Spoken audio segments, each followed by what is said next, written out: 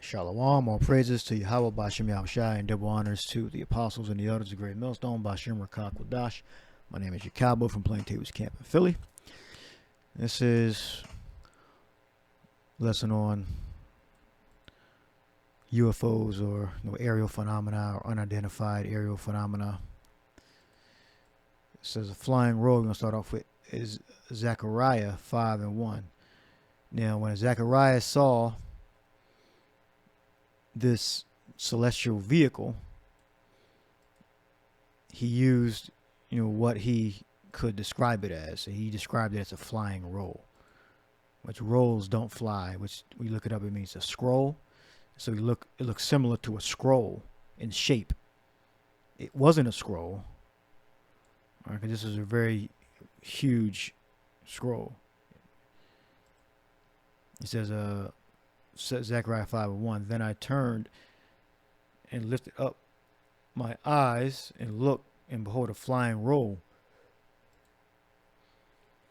Zechariah 5:2. And he said unto me, What seest thou? And I answered, I see a flying roll or flying scroll.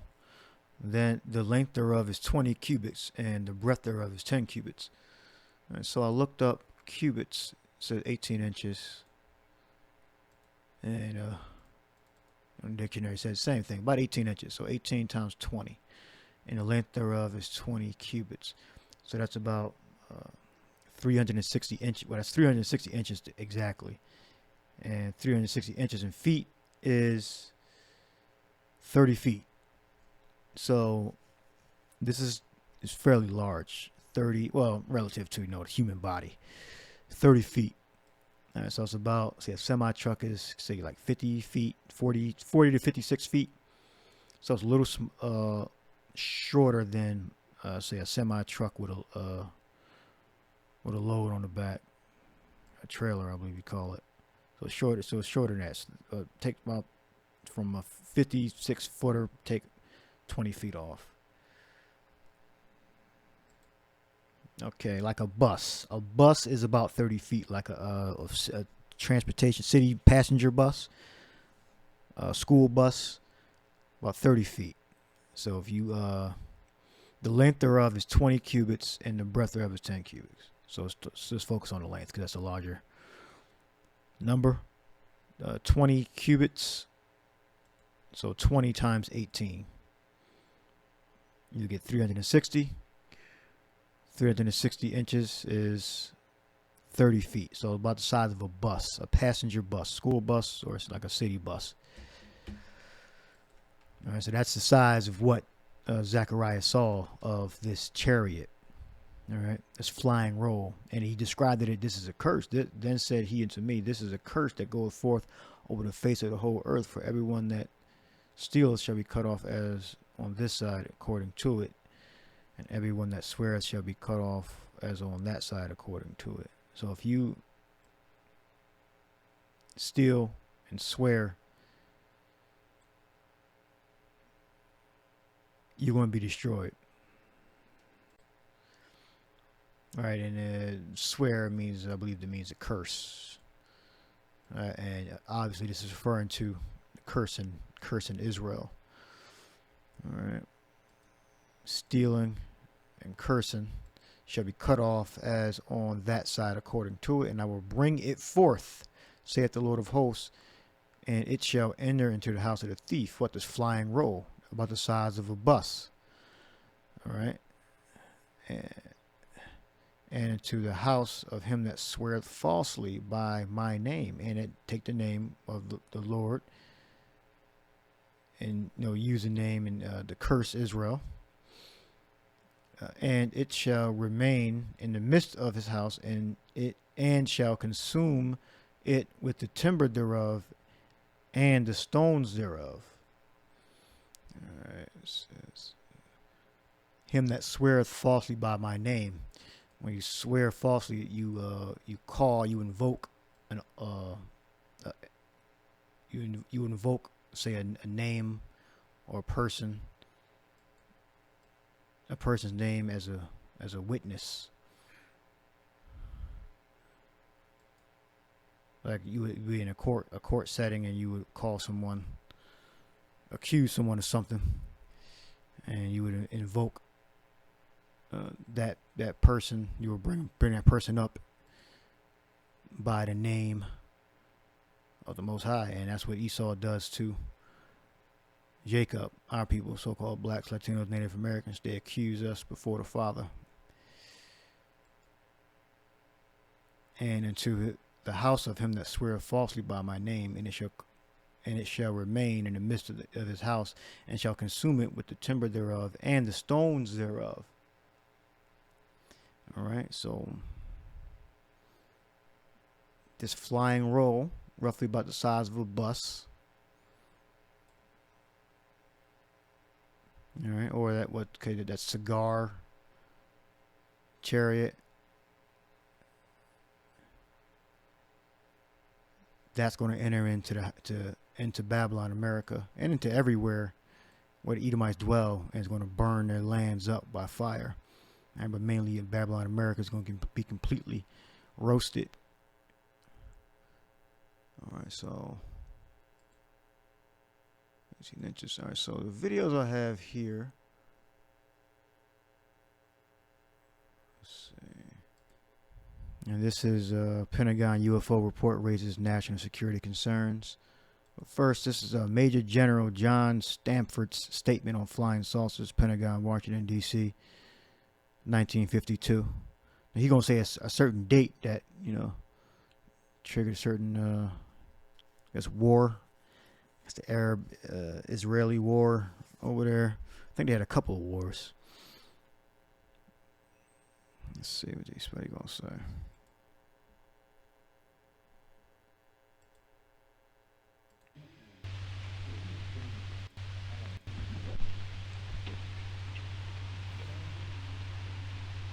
It's Major General John Stanford.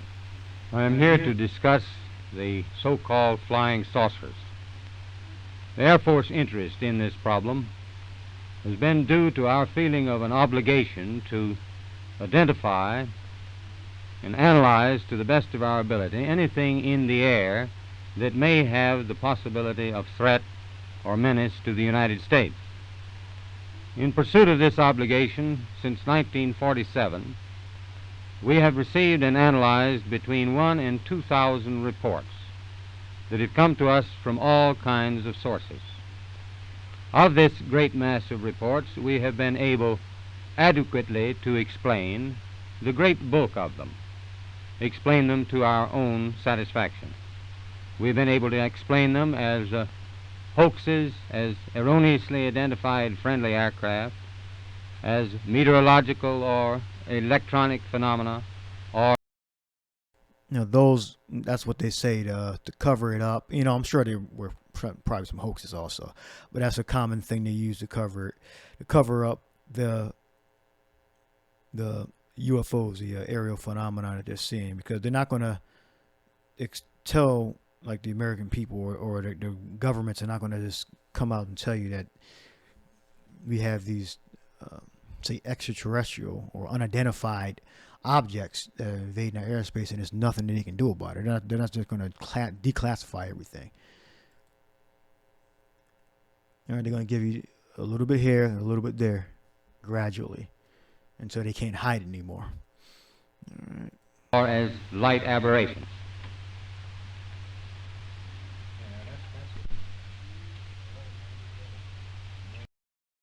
There have been a certain percentage of this volume of reports that have been made by credible observers of relatively incredible things.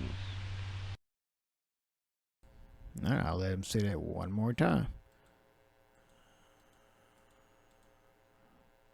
Sit there.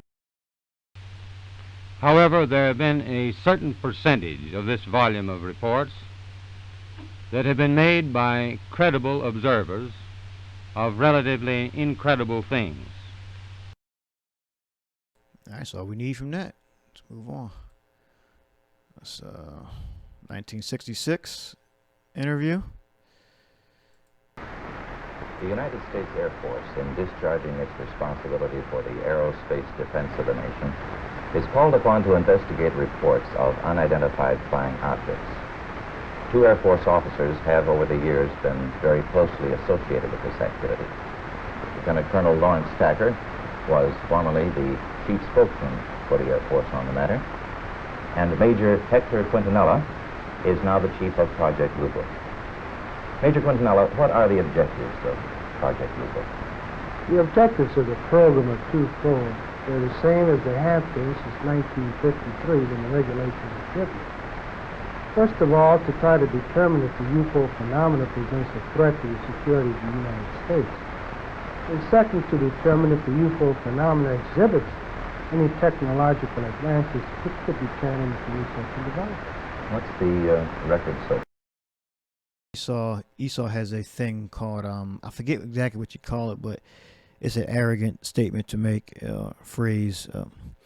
He says that every earth physics, how we perceive like gravity, pressure, boiling points and all that, the colors, he said how we perceive colors and graphs that men chart, all those things are constant throughout the entire universe. All right, so Esau is a very carnal man. So basically, on another planet, he's saying that all our physics works exactly the same, no matter where you go in the universe. That's a very arrogant statement to make. I forget exactly what you call it, but he says all the physics are constant throughout the universe. Things that we observe here on Earth are constant throughout the universe. The laws of physics.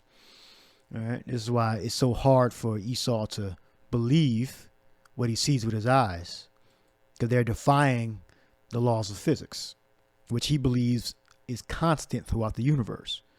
That's why he can look in space and say he sees this certain color, this shape. Oh, this means that. Oh, this means it's higher in iron. This means it's higher in hydrogen. Right? He's a proud man. All right, he thinks he knows every damn thing. All right. To date, we have over 10,000 cases at Wright-Patterson Air Force Base, of which 646 of these remain unidentified. That's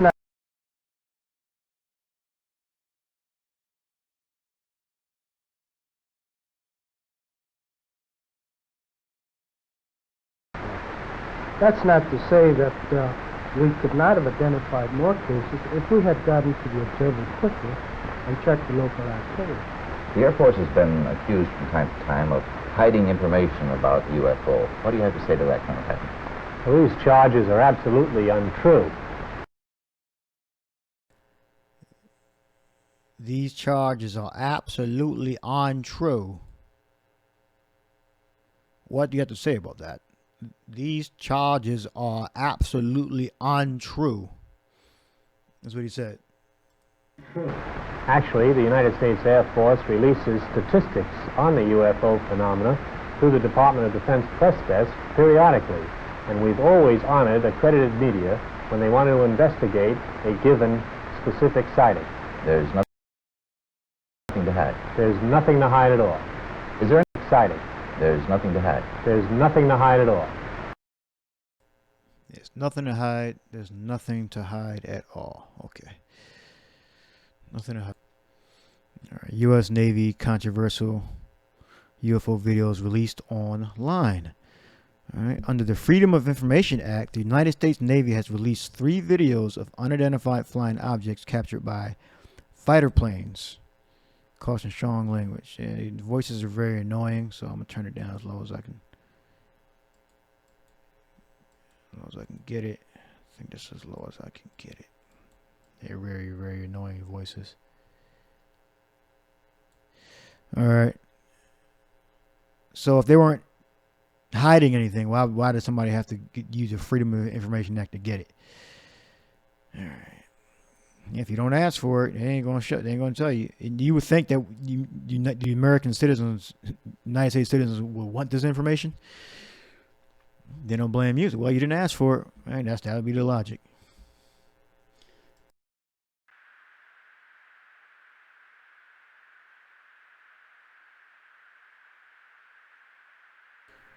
United States Navy.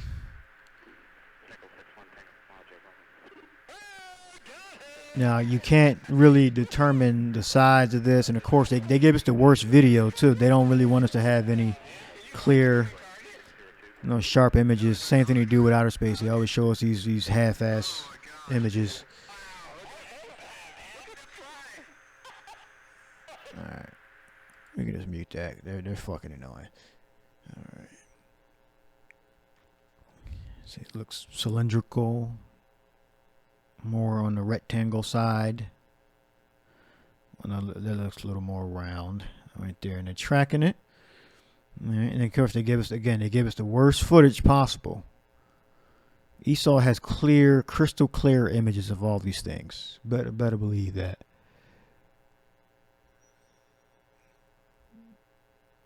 Now, let's see. Space.com.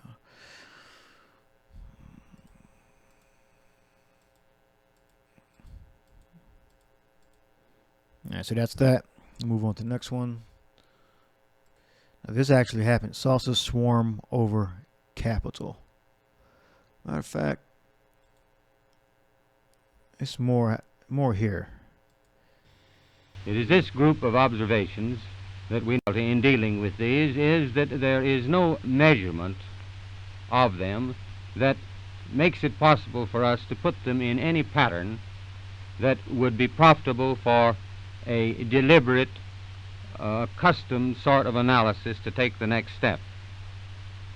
We have, as of date, come to only one firm conclusion with respect to this remaining percentage, and that is that it does not contain any pattern of purpose or of consistency that we can relate with to any conceivable threat to the United States.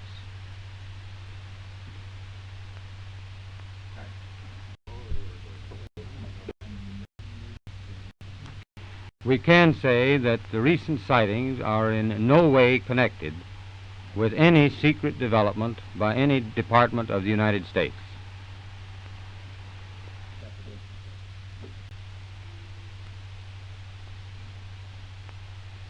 We can say that the recent sightings are in no way connected with any secret development by any agency of the United States.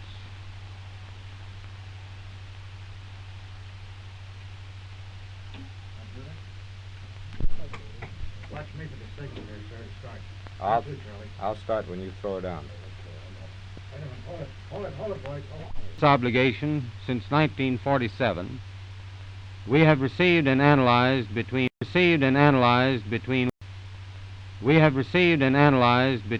and 2,000. In pursuit of this obligation since 1947. Now, that's what I was looking for. 1947. 1947. And I believe that was during the time of the Palestine war between the Arabs, mangled people, and the Arabs are mingled. It means mixed. And is the little hats. All right. So, coincidence. So between 1947 and the date that aired in 1952, they've been collecting or started taking it seriously. That's at least what they're telling us, and it coincides with a war. All right. Go back. In pursuit of this obligation since 1947, we have received and analyzed between 1 and 2,000 reports that have come to us from all kinds of sources. All right. So these chariots are a curse to Esau, to the Edomites, really to the world, but mainly to the main enemy, which would be the Edomites, the devil. This is what's going to happen when the Lord returns. 1 Thessalonians 4:16.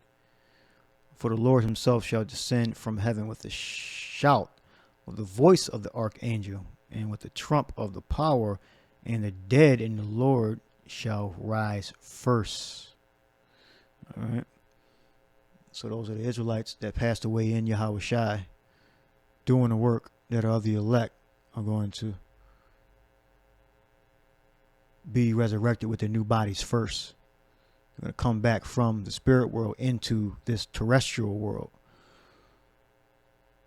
And when Yahushua comes back, he's coming back for violence. It says with the voice of the archangel. All right. And when you look, when Esau looks into the heavens, all right, mainly Esau, all right, he's one of the main characters here on earth. He's afraid.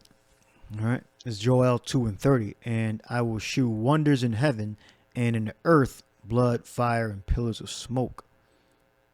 All right, and that's a wonder. Seeing those chariots are a wonder. Let's look up wonder.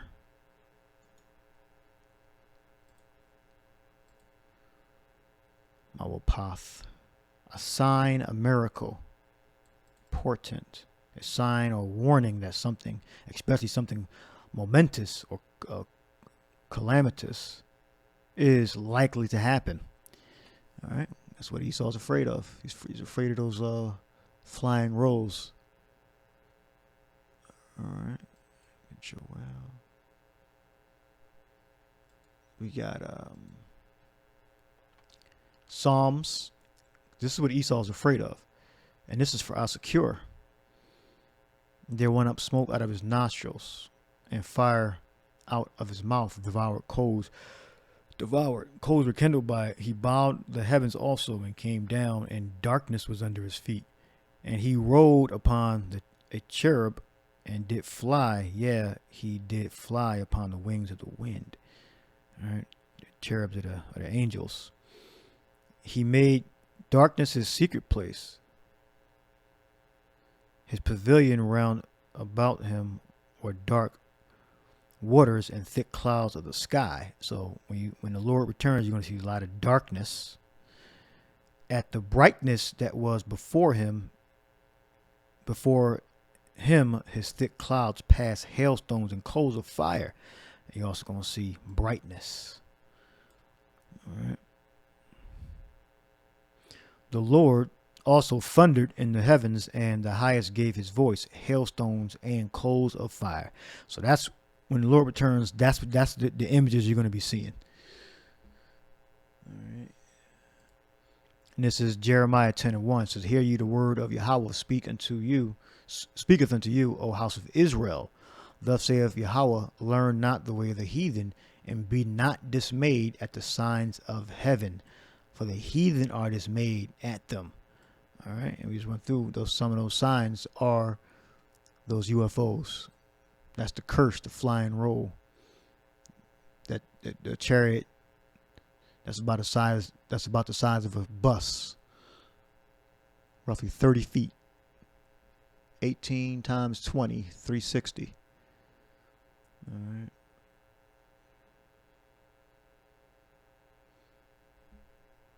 One more video.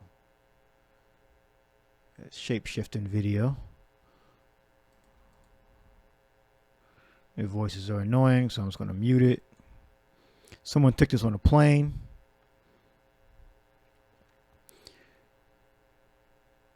This very well could be a chariot. Shifting, changing. Because the chariots hide themselves. You're never going to get not unless the Lord wants you to see.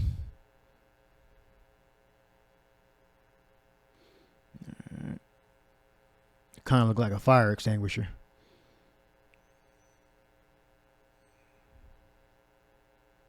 That's pretty much that. Here's another one.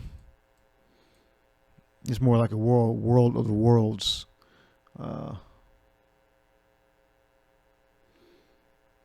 Kind of thing. I believe in the movie War of the Worlds, I believe the extraterrestrials came out of the earth. It's going into the ocean.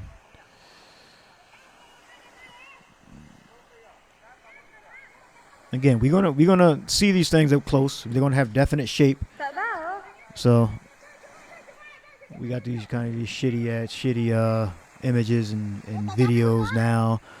But we know we've seen them with our own eyes. All right. Most brothers have seen them. You know, it's the elder brothers anyway. We've seen them with our own eyes. So we're not. These videos aren't like making us believe. We already know. We already seen them with our own eyes. All right. We experienced them in dreams and visions. All right. This just helps it out. These things just support. All right, which is already faithful. We're already faithful on these things. Okay. All right.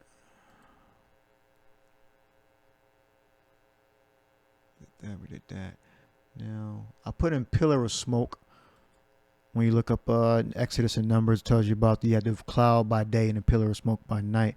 I was just thinking, you know, you've seen, well, you should have seen by now, they describe it as a cigar-like, I believe, unidentified flying object. And I'm just imagining that with the appearance of fire around about it, being over the Ark of the Covenant, the tent where the Ark was. It's kind of that's what an artist's rendition. Rectangle shape. Pillar of fire. It's described as a pillar. So it's a rectangle shape and fire that went over, let's see, cloud of the tabernacle. Says Numbers 9:15, and on the day that the tabernacle was reared up, the cloud covered the tabernacle, namely the tent of the testimony. Yeah, I believe that's where the Ark of the Covenant was in like a cart.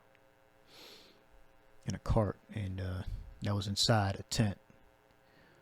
Was upon the tabernacle as it were the appearance of fire until the morning. It's Numbers 9:16. So it was always the cloud covered it by day, and the appearance of fire by night. And when the cloud was taken up from the tabernacle, and after the children of Israel journeyed, and in the place where the cloud abode, there the children of Israel pitched their tents. So they were being led by this cloud and pillar of fire. All right, which that was the Lord, Yahweh was in there. All right. It says, at the commandment of Yahweh, the children of Israel journeyed, and at the commandment of Yahweh they pitched. As long as the cloud abode upon the tabernacle, they rested in their tents. All right. So we have makeshift tents. So he's packed up and moved as the cloud moved. All right, and this cloud was Yahweh. Yahweh was in there. All right. Under orders, under the authority of Yahweh, the Father. All right. Because during this time, Yahweh had not been revealed to our fathers yet, as of yet. But Moses knew. I believe Moses more than likely found out when he went up on the mount. All right. Yeah, that was a chariot. Right, remember, these chariots and these cherubs can take any form. All right, and our ancestors are describing what they saw to the best of their ability. All right, so you're not gonna, unless you've seen it in a vision, you're not really gonna kind of guess the exact image of what you're seeing as they're described. So, but we're gonna see them. So our answers are gonna be met. All right. Soon. All right, so that was that. This is Isaiah 4th chapter. Talks about the 7 women taking a hold of one man. We're going down here to 4:4, and it shows you here that the woman is going to be saved through her husband. All right, well, the whole chapter really, but because the Lord, he puts an emphasis on the daughters of Zion, which are the women of our nation. It says, when the Lord shall have washed away the filth of the daughters of Zion, and have purged the blood of Jerusalem. All right. So the whole nation, the elect, all right, first, are going to be cleansed and saved, and the rest of Israel is going to join them by them being judged. Going to join us by Yahushua by being judged. Some of them going, it says right here, from the midst of thereof by the spirit of judgment and by burning, the spirit of burning. So all the wicked Israelites are going to be burnt up. That's how Israel is going to become perfect, by purging the weaker part and cleaning the best part. And then those ones that were purged are going to be reincarnated, resurrected through the elect. Spirit of burning. That's what it says. That's how we're going to get, our whole nation is going to become perfect, by judgment and spirit of burning. And that's that nuclear fire.